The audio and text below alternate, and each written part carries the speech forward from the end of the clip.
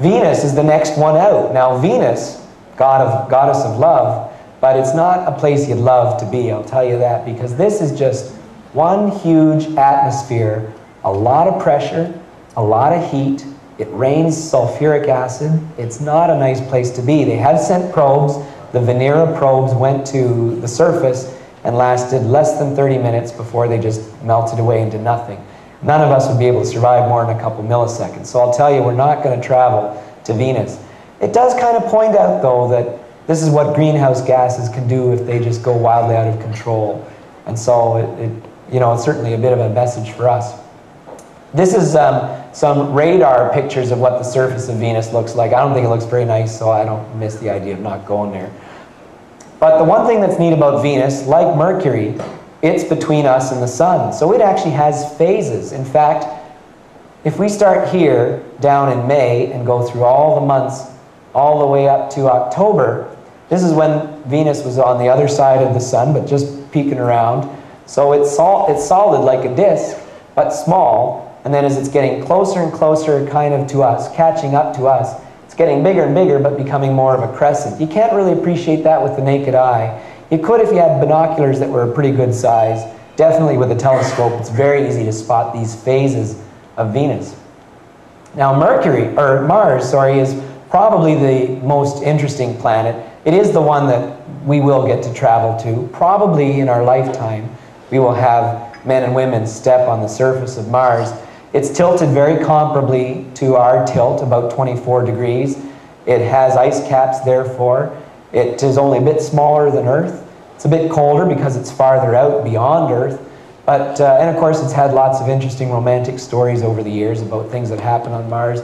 So it's quite a neat planet. If you could be down there, this is what it would look like. And it actually has that kind of salmon-y pink color in the sky, and lots of little rocks. There's lots of iron oxides in that surface, and that's why it's got all of that orangey color to it.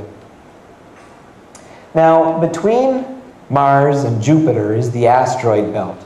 If we're looking at above our solar system, so you've got the sun and the inner planets there, and then Jupiter here, you'll notice that this asteroid belt is really kind of halfway between Mars and Jupiter, and within that half.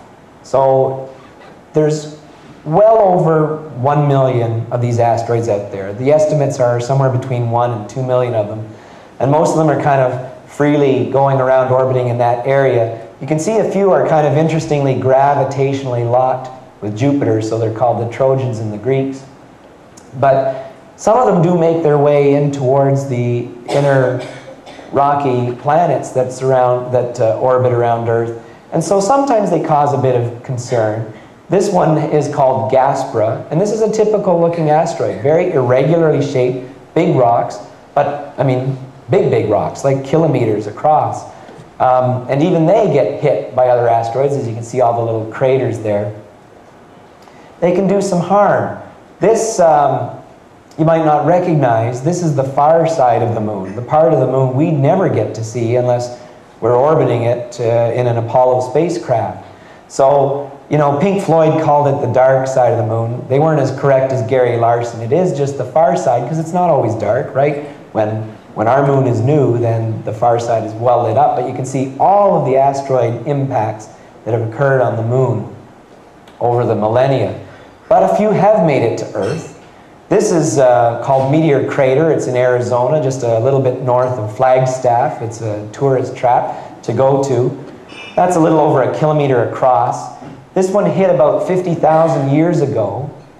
It was probably about half a football field wide, the size of that meteor, or sorry, of that asteroid, and what it did and the impact it caused.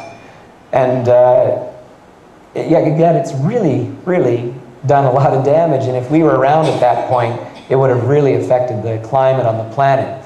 But you know, Arizona and the US, they're not the only ones that have some impacts from asteroids. This is Manicouagan, a little bit north of Baie-Comeau, home of Prime Minister Brian Mulroney. This one hit over 200 million years ago. It was about 5 kilometers across, and this is about 70 kilometers from end to end. So this would have devastated anybody living in Canada at the time. But thank goodness it was over 200 million years ago. So they do happen. Now with time, as you can see, with glaciation and with just erosion from weather and atmosphere, it changes with time, but it is pretty easy to spot them when you know what to look for. Now let's move on a little further. In 1610, Galileo, he's often credited with inventing the telescope. He didn't really invent it, he refined it, but it was already being used for terrestrial seeing, but he was the first one to really say, let's look at the night sky and see what we see. And he looked up in Florence with his telescope and he saw this. There's Jupiter, and there's what are now in his honor called the Galilean satellites. Io, Europa, Callisto, and Ganymede. Those are the 4 moons of Jupiter that are very easy to see. There's many more moons, but those are easy to see even with binoculars if they're on tripods. And he realized by watching and observing these over a period of time that these are orbiting Jupiter. There was no doubt because they started to be very predictable as to when they were going around the planet. So he kind of said, you know what? If these aren't orbiting Earth, that means not anything has to necessarily orbit Earth. Because obviously if it's okay for these to orbit another celestial body, maybe Earth isn't the center of our solar system. So he kind of said, hey, guess what I discovered? And the Pope and the Roman Catholic Church, they didn't quite like that idea. They said, well, you know, Earth is the center, and so we'll put you under house arrest till the day you die. And he never did retract his statements. He stuck to his guns, and eventually the Roman Catholic Church and the Pope, they came around and they did finally forgive him. It was in 1992 that Pope John Paul II officially did declare that the sun was the center of our solar system, so it took them a little while, but they did come around.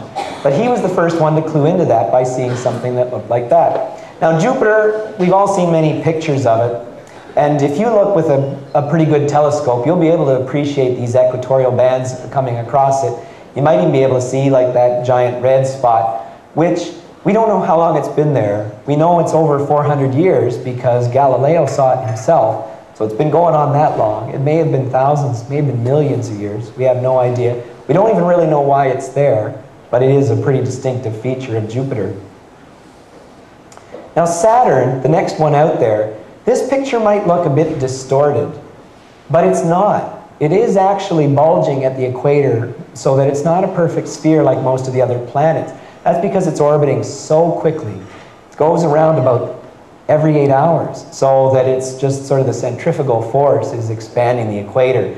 And of course it's got these beautiful rings, and you can even appreciate the shadow on the rings. There's 2 of the moons around Saturn. And I'll tell you, the first time you see Saturn with your own eyes through a telescope, you will never forget it. And that is very close to what it looks like. I'm just showing you the surface of the moon here, so you can appreciate the difference in size between the moon and Saturn in the night sky. And again, Saturn's rings are tilted in a certain way, but that tilt stays the same, so that it goes through a cycle where sometimes you can see the rings open, sometimes it's a very thin plane, and then sometimes it's open on the other way. It takes about 26 years for Saturn to go around the sun, so that slowly changes over the years.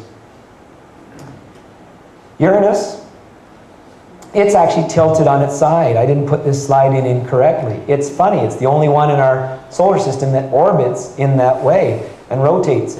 And it has rings too. You might be surprised to know that. In fact, Jupiter has rings. All the gas giants have rings. Saturn has the rings that are most easily seen, but they all do, and this sort of is enhanced to show you that.